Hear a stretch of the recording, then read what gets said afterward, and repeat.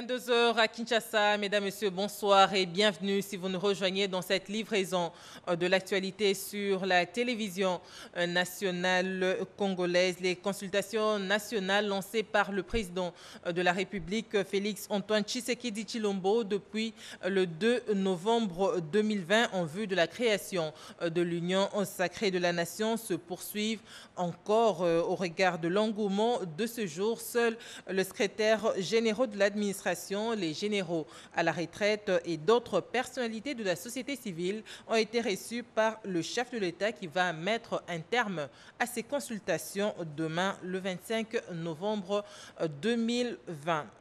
La prochaine présidence en exercice de l'Union africaine assurée par la République démocratique du Congo et des questions relatives à la redynamisation de la coopération bilatérale étaient au menu des échanges que le président de la République a eu tour à tour avec les ambassadeurs de l'Union européenne et de la Belgique ainsi qu'avec le ministre britannique des Affaires étrangères. C'est un reportage de Pierre Kibambe Somouissa.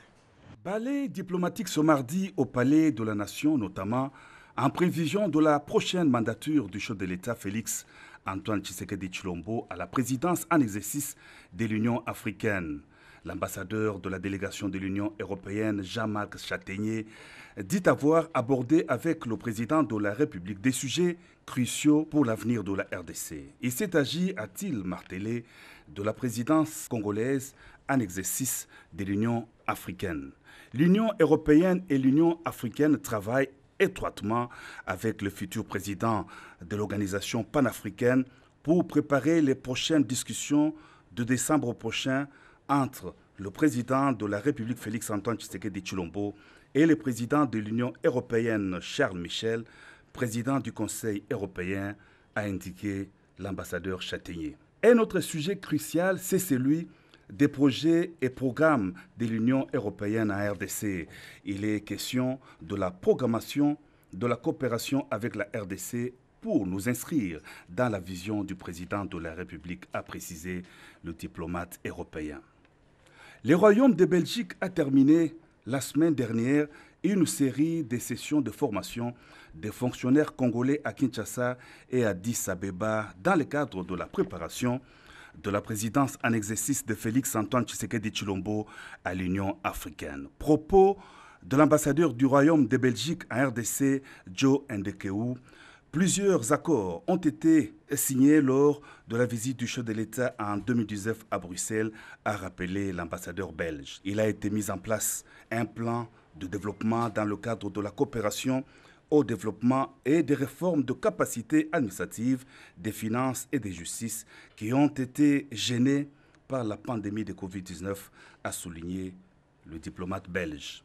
L'appui du Royaume-Uni à la RDC dans le domaine de la santé et de l'éducation a été évoqué au cours de l'entretien que le président de la République Félix-Antoine Tshisekedi Tshilombo a eu avec le ministre britannique pour les Affaires africaines James Duddridge.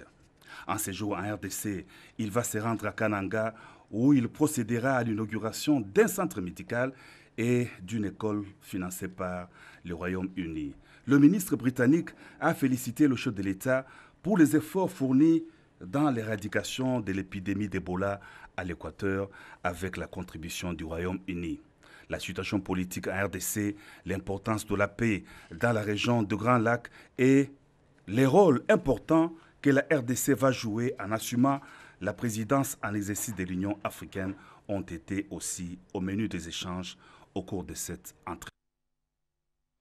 La proposition de loi organique portant création, organisation et fonctionnement de l'Agence nationale de lutte contre la corruption est en seconde lecture au Sénat. Le texte a été présenté aujourd'hui lors de la plénière présidée par l'honorable Alexis Tambwe Mwamba par la commission PAJ. Eugénie Dada-Chabani, Berthe Mukonkole, Henri Amouri ont signé ce reportage. La proposition de loi organique portant création, organisation et fonctionnement de l'Agence nationale de lutte contre la corruption adoptée à l'Assemblée nationale était confiée à la Commission politique, administrative, judiciaire et droits humains du Sénat pour sa deuxième lecture. À la plénière de ce mardi 24 novembre 2020, présidée par l'honorable Alexis Thambou Mwamba, la commission politique, administrative, juridique et droits humains a fait son rapport de la dite proposition de loi amendée. Auparavant, une minute de silence était observée en mémoire de feu l'honorable Kabouya Lumuna, décédé le jeudi dernier. Le président de la Chambre haute du Parlement, l'honorable Alexis Thambou Mwamba, a par la suite invité les sénateurs au strict respect des mesures barrières, car il y a beaucoup de cas déclarés de Covid au Sénat. Les cas de Covid-19 ont été signalés parmi les membres de notre Chambre. Plusieurs cas sont suivis médical. Cela m'amène à rappeler la nécessité pour nous de continuer d'observer les mesures barrières, le port des masques, le lavage régulier des mains et la distanciation physique. Après le compte-rendu de la plénière précédente fait par le rapporteur adjoint Kamita Toussona, le président de la PAJ et les rapporteurs de la commission ont fait l'économie de cette proposition de loi amendée. Un débat houleux s'en est suivi pour juger de l'opportunité de la création de cette agence qui aura une incidence sur le budget de l'État. Les avis étaient partagés sur cette question. Honorable Président, je suis dans l'opportunité de cette loi. Elle est bonne dans sa substance. Je ne dis pas le contraire. Mais l'opportunité pose problème. Est-ce qu'il est important aujourd'hui que nous puissions adopter des lois budgétivores? Moi, je trouve l'importance de la création de cette agence. Il y a des conventions ratifiées par la République démocratique du Congo, notamment au niveau des conventions régionales et internationales. Et dans ces conventions, il y a des exigences concernant la création de ces structures. J'aimerais que notre commission nous explique très clairement le fonctionnement de cette agence sur le plan pénal par rapport à notre code pénal et aux juridictions qui existent déjà dans notre pays. Toutefois, dans les interventions des sénateurs, tous étaient unanimes. Il y a plus qu'une nécessité de lutter contre la corruption dans un état de droit. Relance du secteur de l'emploi, le comité de conjoncture économique a partagé aujourd'hui un rapport publié par la Caisse nationale de sécurité sociale qui le confirme. Cette réunion hebdomadaire a aussi noté la stabilité du taux de change grâce au pacte conclu entre la Banque centrale du Congo et le gouvernement, nous dit Françoise Bouelabouaki. Les chiffres font froid dans le dos. Le secteur de l'emploi est sévèrement frappé par la crise économique en RDC causée par la Covid-19. Ce mardi 24 novembre 2020, au cours de la réunion du comité de conjoncture économique chapeauté par le Premier ministre Ilunga Ilunkamba, un rapport de la CNCS est venu donner l'espoir de la reprise. Il y a eu une hausse de 1,2% d'augmentation de nombre d'emplois enregistrés au niveau de la Caisse nationale de sécurité sociale. Ce qui est une très bonne chose parce que dans l'ensemble de l'année, jusque-là, nous avons perdu un peu plus de 48% d'emplois. Alors si ça commence à reprendre, on commence à récupérer les emplois, c'est une bonne chose, c'est un indicateur encourageant pour l'économie. Au niveau de l'inflation, nous avons noté quand même une légère accélération du rythme de formation des prix, ce qui, à première vue, ne devrait pas être le cas, étant donné que le cadre est resté stable, le taux de change du moins. Il y a beaucoup de paramètres qui peuvent l'expliquer. Nous sommes à la fin de l'année, il y a des anticipations, il y a aussi le climat politique qui pousse les opérateurs à observer, à attendre l'aboutissement pour prendre des décisions dans un sens comme dans un autre. En ce qui concerne les produits miniers, une petite baisse des exportations est observée pendant que la tendance générale affiche l'augmentation et l'amélioration des prix des produits miniers sur le marché international, à l'exception du cobalt qui connaît une légère baisse, ce qui constitue une source d'inquiétude parce que c'est le deuxième produit exporté après le cuivre, a laissé entendre le vice-premier ministre, ministre du Budget, Jean Baudouin Maillot. Après la pluie, c'est les beaux temps, dit-on, mais dans la commune de Mongafula, la population lance un SOS. La route Bianda-Kimwenza au quartier Massangabila ne fait que se détériorer. Des fonds ont été débloqués auparavant pour sa réhabilitation, mais les travaux traînent le pas, d'où ce cri de détresse lancé par la population de cette municipalité. Rodépanda. La route Bel Air Kimwenza dans la commune de Mongafula se trouve de plus en plus dans un état de délabrement très avancé. Les populations riveraines des quartiers Bel Air, Bianda, Massangambila et Kimwenza lancent un cri d'alarme aux autorités compétentes pour une solution rapide en cette période de pluie. Selon les comités de notables des quartiers qui partagent la route Kimwenza, les financements prévus pour la réhabilitation de cette route de grande importance pour les habitants de ces coins de la capitale avaient déjà été effectués par le gouvernement de la République. Plus de 8 mois après, les travaux n'ont pas toujours commencé. Pour cause, les tuyaux de la Régie des eaux qui se trouvent sur cette voie empêchent le début de ces travaux. Effectivement, nous sommes dans une situation très difficile.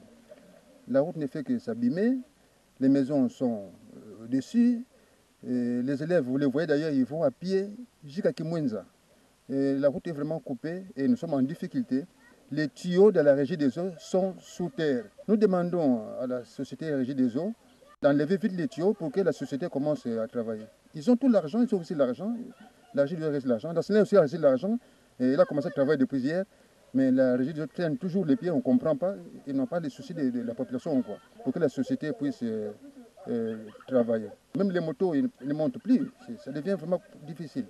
Avec Madame la pluie au rendez-vous, l'heure est à une solution d'urgence. Les occupants des habitations se trouvant sur cette route, notamment la mission Kimwenza, les écoles et couvents des jésuites, vivent avec la peur au ventre. La ministre de la fonction publique séjourne depuis ce matin à Kisangani. Yolande Ebongo Bosongo va procéder au lancement du recensement biométrique des agents et cadres de l'administration publique. D'autres détails dans ce reportage que nous propose notre envoyé spécial à Kisangani, José Baïtouambou. Kisangani, il est 13h15, heure locale, lorsque le régulier de la compagnie africaine de l'aviation atterrit à l'aéroport international de Bangoka. À son bord, un hôte de marque, Yolande Ebongo Bosongo, d'une fille de la Tchopo qui foule à ce jour pour la première fois la terre de ses ancêtres depuis son élévation en qualité du ministre de la fonction publique. Vous savez que l'administration est en pleine réforme. Et parmi les axes de la réforme, nous avons la maîtrise des effectifs ainsi que de la masse salariale. Mais pour parvenir à relever ce défi, nous devons maîtriser, nous devons nettoyer le fichier. Et je suis là exclusivement pour les travaux relatifs au nettoyage du fichier du personnel de l'État, que nous appelons FRAP. Et au-delà de ça, il y a une autre partie de cette mission qui va s'occuper justement de la capture des agents, ce que vous appelez recensement, parce que finalement la fonction publique est numérisée. Accueilli par les notabilités de la place, Yolande Ebongo Bosongo va à la rencontre de ses frères, ses sœurs, le militant et sympathisant du Front commun pour les Congos, le cadre et agent de l'administration publique qui ont bravé cette pluie qui s'est abattue tôt ce matin sur la ville. Puis les cortèges s'est formé direction le centre-ville situé à 17 km. À l'entrée de la ville, dans la commune Kabondo, Yolande Ebongo Bosongo est obligé de descendre de son véhicule et parcourir 4 km à pied jusqu'à la mairie. Dans une allocution à la population venue massivement, elle décline un message de paix.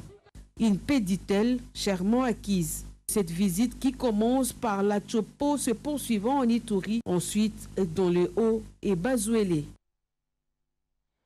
Les bailleurs de fonds, le gouvernement et le secteur privé se mobilisent pour donner l'accès à l'électricité aux communautés les plus pauvres. Un fonds d'électrification hors réseau appelé Fonds Mwinda vient d'être lancé. Des précisions avec Mireille Ndeke. L'électrification hors réseau en RDC, une réalité grâce à l'Association congolaise des énergies renouvelables décentralisées. Les ménages pauvres pourront désormais être alimentés à moindre coût, d'où le lancement officiel d'un fonds de subsides dénommé Fonds Mwinda. Le gouvernement, les bailleurs internationaux et le secteur privé se serrent les coudes pour donner l'accès à l'électricité à un plus grand nombre de Congolais d'ici 2024. Les ministres d'État en charge des ressources hydraulique et électricité, Maître Eustache Mouanzi Mumbembe a dans son mot reconnu le faible statistiques actuelles en électricité. Les défis est donc lancé. La moyenne nationale du taux de desserte en électricité avoisine le 9%. Le gouvernement de la République et singulièrement le ministère des Ressources hydrauliques et électricité devrait faire de son mieux pour faire évoluer cette situation et l'amener autour de 30% d'ici 5 ans. Ce nouveau départ dans le secteur de l'électricité est un effet très favorable pour les investisseurs privés, a indiqué le PCA de l'ARCERD. Le potentiel énergétique de la RDC, il est immense et il est nativement renouvelable. Il faut aller chercher cette énergie, elle est disponible, les technologies sont disponibles et il nous faut des solutions rapides pour enfin donner un meilleur accès aux populations à l'énergie. Ces fonds Mwinda pour l'électrification hors réseau relevant de l'autorité de lanceurs à hauteur de 500 millions de dollars américains jouera un rôle dans le programme global de l'électrification du gouvernement. Le directeur général des lanceurs a de manière succincte présenté des stratégies pour y arriver. L'environnement et l'énergie étant liés, présent à cette cérémonie, le ministre de l'Environnement a appelé tous les partenaires à se mobiliser pour l'amélioration de la qualité des vies. Il y a lieu de souligner qu'un nouveau programme de subvention dénommé Chèque Mwinda sera mis en place pour une coordination transparente du fonds sous l'œil vigilant du gouvernement à travers les ministères des Ressources hydrauliques et électricité. Ouverture à l'université de Kinshasa du colloque universitaire sur la recherche scientifique. C'est la vice-ministre à l'enseignement supérieur et universitaire, Liliane Mbanga Lwaboshi, qui a ouvert ces travaux. Regardez. La vice-ministre de l'enseignement supérieur et universitaire, Liliane Mbanga Lwaboshi, a procédé ce lundi 23 novembre 2020 à l'université de Kinshasa à l'ouverture du colloque initié par l'université de Liège en partenariat avec l'université de Kinshasa. L'organisation de ce colloque rencontre parfaitement notre vœu depuis que nous sommes au ministère de l'enseignement supérieur et universitaire, de voir les universités congolaises saisir toutes les occasions de situations de crise pour non seulement réfléchir, mais aussi proposer aux décideurs des orientations pertinentes pour juguler la dite crise. Il s'agit pour la coordination du programme d'appui de l'Académie de recherche d'enseignement supérieur et universitaire de pouvoir mettre ensemble des solutions bénéfiques pour la société congolaise. C'est ici pour moi l'occasion de féliciter les organisateurs d'avoir pu associer quelques universités de province et de la ville de Kinshasa pour cogiter ensemble sur les défis du développement socio-économique de la République démocratique du Congo à l'épreuve du Covid-19. L'université et défis du développement socio-économique de la République démocratique du Congo, tel est le thème retenu pour ces assises de 3 jours. Et présentation du projet de numérisation du système éducatif au niveau primaire et du secondaire en République démocratique du Congo. C'est le directeur de cabinet adjoint du chef de l'État en charge des questions technologiques qui a présidé cette cérémonie. Des précisions avec Jacques Chiwabwa-Meji et bienvenue Loussala. La salle de réunion, de conférences et de grandes manifestations du Rotana Hotel dans la commune de La Gombe a servi de cadre à la présentation du projet de numérisation du système éducatif au niveau de l'enseignement primaire et secondaire en République démocratique du Congo. La cérémonie du jour a été présidée par Mme Getty Tchaka Panupanu, directeur de cabinet adjoint du chef de l'État chargé, entre autres, de questions technologiques, de l'information et de la communication. En partenariat avec Yumi Global Education, une plateforme des écoles indépendantes et privées évoluant aux États-Unis, les écoles chrétiennes indépendantes privées agréées réunies au sein de l'AECO, Association des écoles chrétiennes du Congo, et l'Association nationale des écoles privées agréées, tiennent mordicus à innover dans les secteurs éducatifs en rendant digital, numérique, l'enseignement des élèves, projet qui soutient la présidence de la République. Au nom de son Excellence, Monsieur le Président de la République, Félix-Antoine Tshisekedi Tshilombo, je tiens à féliciter les organisateurs de cette conférence pour cette initiative combien louable qui met au cœur des discussions les grandes questions de l'heure, à savoir l'éducation et le numérique. À l'aune de son accession à la magistrature suprême, le Président de la République a clairement exprimé sa ferme volonté de faire du numérique congolais un levier d'intégration, de bonne gouvernance, de croissance économique et de progrès social. Dans la présentation du projet, la plateforme Yumi Global Education, qui a une expérience de plus de 15 ans dans le secteur éducatif, a démontré comment les systèmes d'éducation digitalisés, numérisés, fonctionnent aux États-Unis.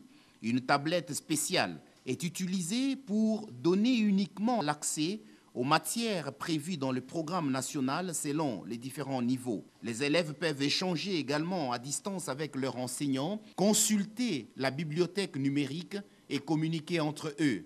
La finalité à la longue est de se débarrasser des fournitures scolaires en dur et de paperasse. Nous allons virtualiser, numériser les écoles privées et conventionnées aussi. La numérisation est différente des cours en ligne. Le programme de chaque école, au lieu d'être dispensé de la manière dont elle est faite aujourd'hui, où il y a des cahiers, il y a des livres qui sont donnés en main, maintenant les élèves ne vont plus étudier de la manière dont leurs parents ont étudié. Cette présentation a connu la participation de plusieurs promoteurs, responsables et enseignants des écoles qui ont eu à poser des questions pertinentes sur le fonctionnement du projet et sa particularité. Lancement hier à Matadi du logiciel dénommé Isis Régie.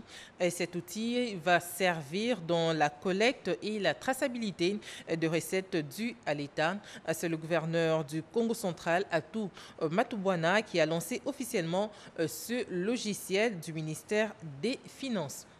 Kinshasa, les provinces de l'ex-Katanga et la province du Nord-Kivu, le déploiement du logiciel Isis Régie a été lancé dans la province du Congo central par le gouverneur Atou Matubwana Kuluki ce lundi 23 novembre 2020 dans la grande salle de l'hôtel Lélia à Matadi. Isis Régie est un logiciel qui automatise la procédure de perception des recettes de l'État et son utilisation deviendra obligatoire à partir du 1er janvier 2021 dans toutes les provinces précitées. Prenant la parole, Aimé Kassenga, coordonnateur national adjoint du comité technique de suivi et évaluation des réformes et représentant du ministre national des Finances, a fait savoir que le logiciel Isis Régie apporte au service du ministère des Finances des informations fiables en temps réel sur la trésorerie de l'État. Il s'agit d'un défi immense au regard de l'éparpillement des services des régies financières à travers le pays, et pour lesquels l'accompagnement de tous est vivement souhaité. Au total, plus de 3000 utilisateurs sont à ce jour formés, incluant tous les acteurs de perception de recettes sur l'étendue de la République. Le chef de l'exécutif provincial a pour sa part expliqué que ce logiciel marque un pas important dans l'harmonisation entre le pouvoir central et les provinces, principalement en matière financière. Ma joie est profonde au vu de l'engagement de son Excellence, Monsieur le Président de la République, chef de l'État, Félix-Antoine Tshisekedi, tel qu'annoncé dans son discours sur l'État des Nations du 13 décembre 2019, à savoir numériser la chaîne de la recette au cours de l'année 2020. Ainsi, je demande aux responsables de banques et régies financières d'envoyer leur personnel à cette formation. Sur ce, je déclare ouverte la session de formation des utilisateurs du logiciel ISIS Régie et je lance les activités relatives à son déploiement. La présentation des réalisations des projets interfaçades des régies financières et des innovations réglementaires des ISIS Régie a été faite par M. Didier Bazangika, chef de projet gouvernance financière. Signalons par ailleurs que ce logiciel sera utilisé par toutes les banques commerciales, la CADECO, la Banque centrale du Congo et les régies financières. Et puis, ce communiqué avant de poursuivre ce journal à l'attention des récipiendaires au concours de recrutement des inspecteurs des finances. L'inspection générale des finances, IGF en sigle, demande à tous les récipiendaires au concours de recrutement des inspecteurs de finances présents à Kinshasa de se présenter ce jeudi 26 novembre 2020 à 10h en vue de recevoir leur notification ainsi que des informations sur les formalités administratives d'usage. Une cérémonie officielle d'accueil est organisée à leur intention de 13h à 15h dans le jardin de l'inspection générale des finances. Et puis, sachez qu'il s'est ouvert au ministère de l'Agriculture le forum sur le manioc que je vous convie à suivre. Il est donc possible de réduire la dépendance de la République démocratique du Congo à la farine de froment importée en se concentrant sur l'industrialisation du manioc avec à la clé la panification par la farine de manioc qui est un produit local et disponible sur l'ensemble de la République. Le président de la République, Félix Antoine Tshisekedi, y a pensé et la cellule d'appui au programme d'urgence intégré de développement communautaire, CAPUDC en sigle, service spécialisé du cabinet du chef de l'État que dirige Philippe Ngwala Malemba, conseiller spécial du chef de l'État, mobilise les intervenants, scientifiques, panificateurs, boulangers et autres pâtissiers, sans oublier les consommateurs. Pour ce faire, un grand forum se profile à l'horizon. Il a pour thème la pâte composée du pain et l'industrialisation du manioc en RDC. C'est la création d'emplois. Nous cherchons à travers ce forum de faire la promotion de la farine de manioc. Je crois qu'il y a beaucoup d'emplois qui peuvent être créés à travers cette filière de manioc que nous comptons créer, donc dans le cadre de l'agriculture. Aujourd'hui, il y a des normes en RDC sur la fabrication du pain, sur la panification, qui ne concernent que le blé à 100%. Dorénavant, ce que nous voulons créer, c'est qu'on arrive sur une étape de phasage, qu'on puisse bien expliquer à la population et à toutes les parties prenantes que désormais en RDC, lorsque vous achetez votre farine de blé, sachez qu'il y a peut-être 10% de farine de manioc déjà dans le blé. Ce qui permettrait à tout le monde aujourd'hui de savoir que lorsqu'il mange un pain, il sait qu'il y a 10% de la farine de manioc. Pour rappel, la CAPUDC est mise en place par le chef de l'État pour assurer l'amélioration rapide des conditions de vie de la population congolaise dans les 26 provinces du pays à travers la création d'emplois massifs décents et d'opportunités d'insertion socio-professionnelle durable, surtout pour les jeunes. Un invité dans ce journal, il s'agit de Philippe Ngwala Malemba, conseiller spécial du chef de l'État et coordonnateur de la cellule d'appui au programme intégré de développement communautaire. Il échange avec Cédric Kenina sur la rivalisation de la filière manioc dans l'industrie. Suivez. Bonsoir, monsieur Philippe Ngwala. Bonsoir, monsieur. La filière manioc, on en parle donc dans ce journal. Question directe, de qui vient l'initiative de l'industrialisation du manioc? Il s'agit d'une approche d'industrialisation à la base. Donc c'est une initiative du chef de l'État, son Excellence Félix Antoine Tshisekedi Tshilombo, qui a bien voulu booster le développement communautaire à la base. Et pour le faire, il a créé un service spécialisé au sein de son cabinet qui s'appelle la CAPUDC, celui d'appui au programme d'urgence intégré de développement communautaire, qui a pour mission donc de couler la vision du chef de l'État en fait, en projet, en programme concret sur terrain, parce que le chef de l'État pense que le développement communautaire, c'est un élément très important qui peut arriver à améliorer très rapidement les conditions de vie des populations à la base, à travers la création d'emplois massifs et d'opportunités d'insertion socio-professionnelle, surtout pour les jeunes. Et dans la pratique, comment y arriver? La production à petite échelle à l'industrialisation. Nous sommes aujourd'hui à mi-parcours des activités donc, de la CAPUDC Il s'est fait qu'après quelques mois, nous avons fait des consultations à la base dans les 26 provinces de la RDC pour identifier les filières à grand potentiel de création d'emplois et à grand potentiel d'amélioration des conditions de vie des populations. Et donc dans les 26 provinces, il s'est avéré que la majorité des communautés de base ont fait leur choix sur le manioc. Ils veulent que le manioc soit industrialisé. Et nous sommes donc là en train de travailler pour traduire la vision des chefs de l'État à travers l'industrialisation à la base, l'industrialisation du manioc. Et industrialisation, mais pour avoir dans la finalité quel produit? Si on parle de farine, des fromages, c'est pour le pain, c'est pour ceci, cela. Et les manioc, la consommation dans la finalité? Les chefs de l'État voudraient faire du manioc le cobalt blanc, l'or blanc, les diamants blancs, tout.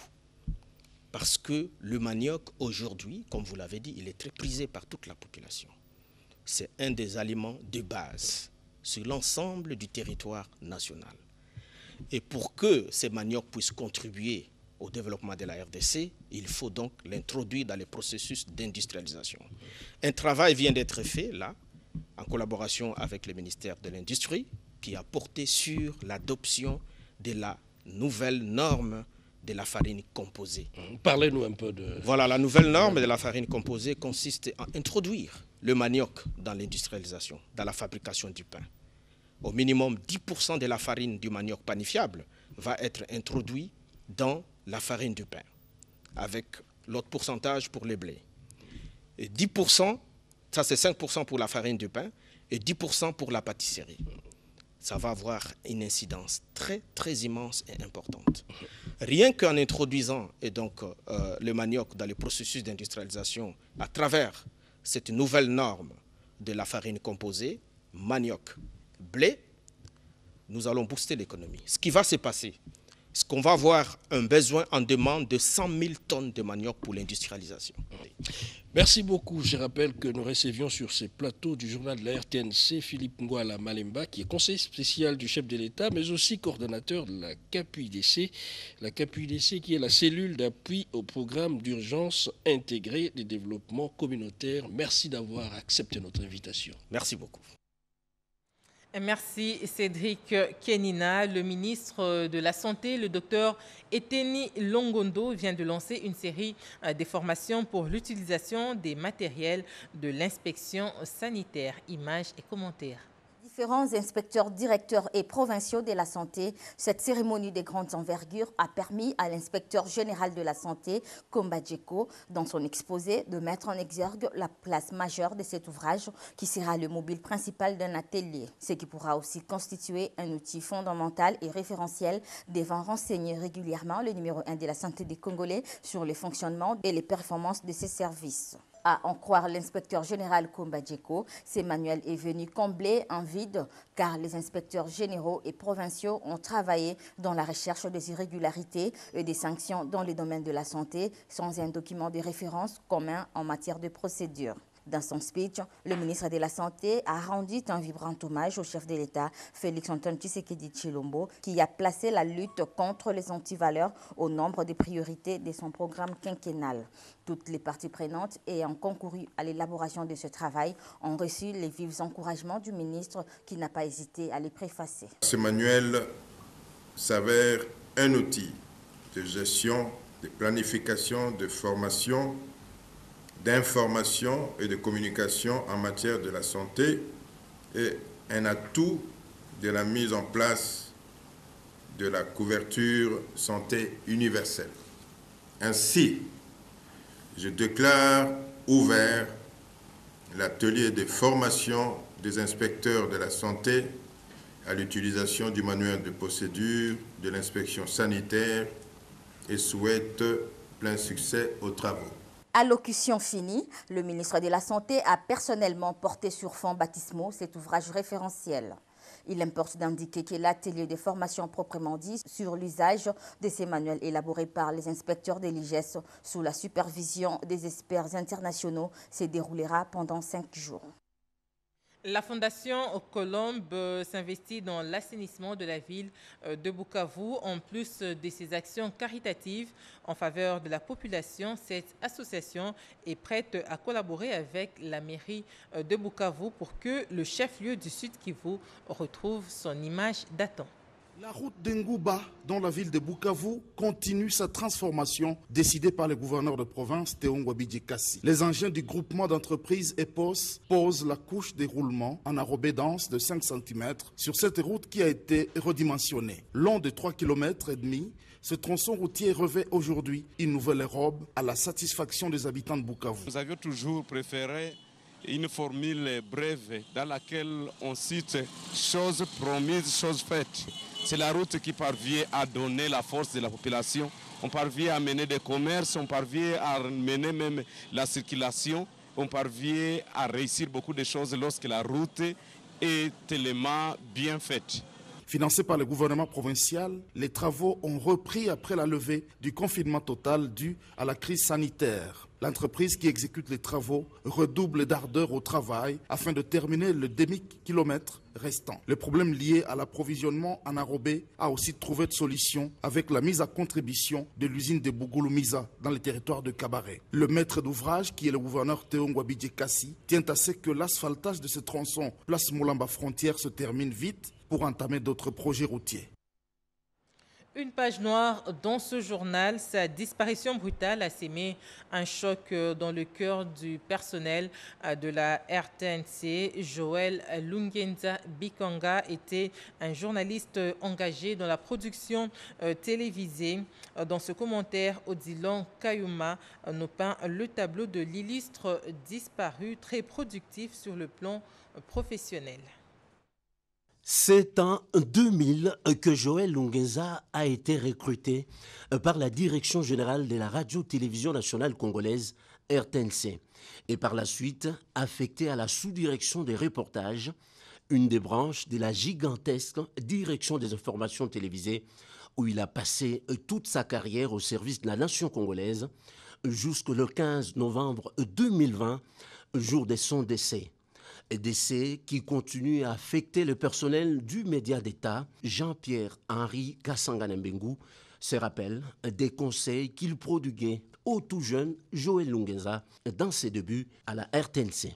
À un moment, je l'ai appelé, je lui ai dit, mais écoutez, c'est le moment maintenant où tu veux, mais il faut te mettre à la hauteur de tes responsabilités, aussi bien au niveau de la rédaction, aussi bien au niveau familial.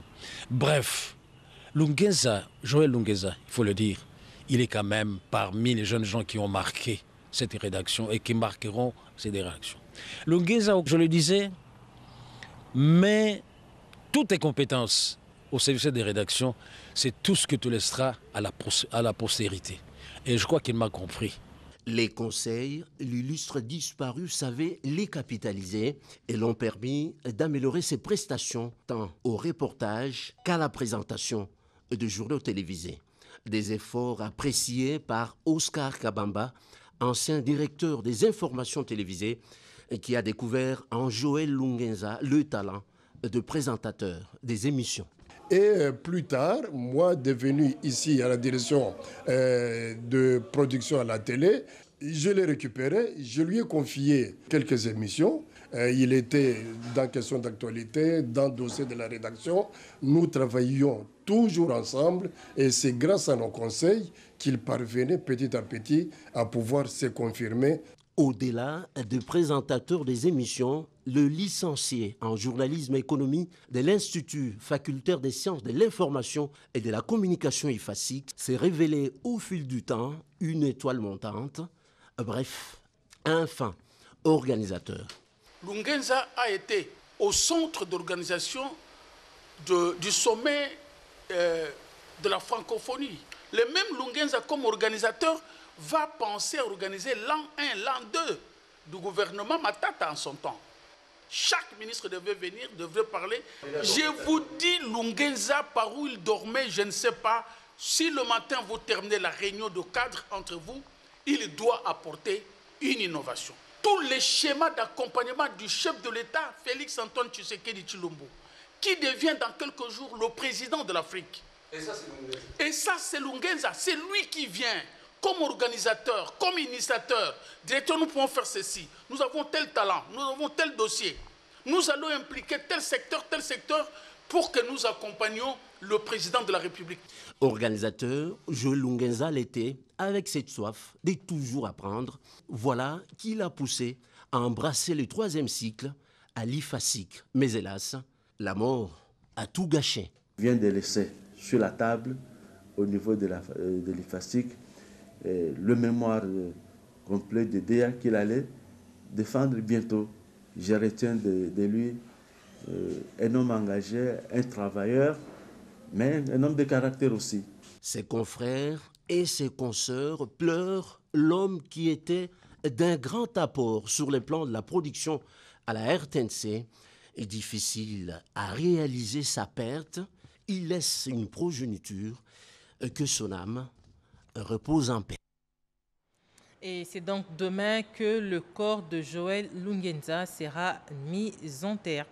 Un autre communiqué nécrologique avant de nous séparer, la Direction générale des douanes et assises à la profonde douleur d'annoncer à toute la communauté douanière, aux partenaires de douane ainsi qu'au public, amis et connaissances, le décès de M. Eric Attar Kafota, directeur à la DGDA, mort survenu le jeudi 12 novembre 2020 à Troyes, en France. Le programme des funérailles se présente de la manière suivante. Mercredi 25 novembre 2020, veillée mortuaire à l'espace Planète Liège, centre d'événements situé sur l'avenue Prince de Liège, en diagonale de l'Izipa, dans la commune de la Gombe, à partir de 16h30. Jeudi 26 novembre 2020, 12h, levée de la dépouille mortuaire de la morgue de l'hôpital de Saint-Contenaire pour le cimetière nécropole entre terre et ciel. Notez bien, le respect des règles relatives aux mesures sanitaires est exigé, fait à Kinshasa le directeur général ad intérim Kongolo Kabila Mouchi.